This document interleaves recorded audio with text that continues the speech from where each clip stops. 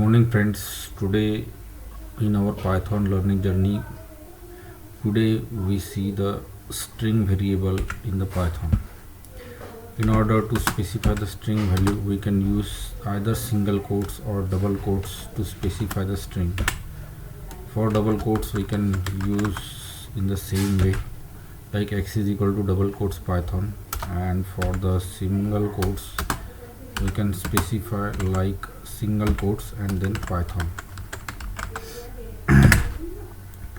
In order to display the both value, we can use here, for the understanding point of view, we can assign a value to the variable y, that is y, and single quotes Python 12, and to display the value we use print function and then x, and in the same way print y. Now save the file and try to find out the output of the above program, Python 21.py. Here we can see, with the help of print we can display the variable value x and y, which are enclosed in the single and double quotes in the form of string variable. It also possible to find out the length of the variable, that is with the help of print and then use function len and variable x. File save, and again in the program to find the length of variable x, which is specified in the form of string variable. And here we can see that length of the variable Python is 6, that is p1 y2 t3 h4 o5 and n6 character length. We know that array is the collection of same data type element, and string is nothing but the one type of array. So in the array it is possible to display the individual index value. In the same context, it is possible to display the particular index value with the help of x of 0 and then close parenthesis.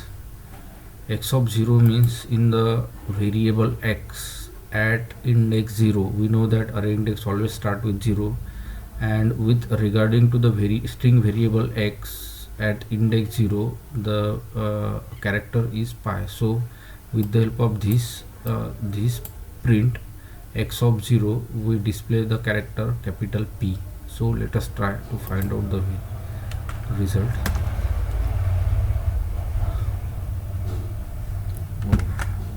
Ready to save the file save and try to execute. Yes, in the same way, if we consider the string as a array of character, it is possible to display the particular index value with the help of for loop,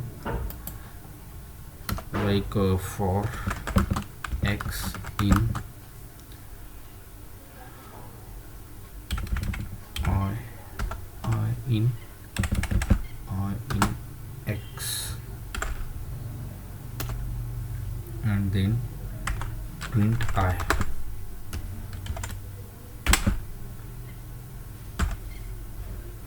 File save and try to execute the program. Invalid syntax. Okay.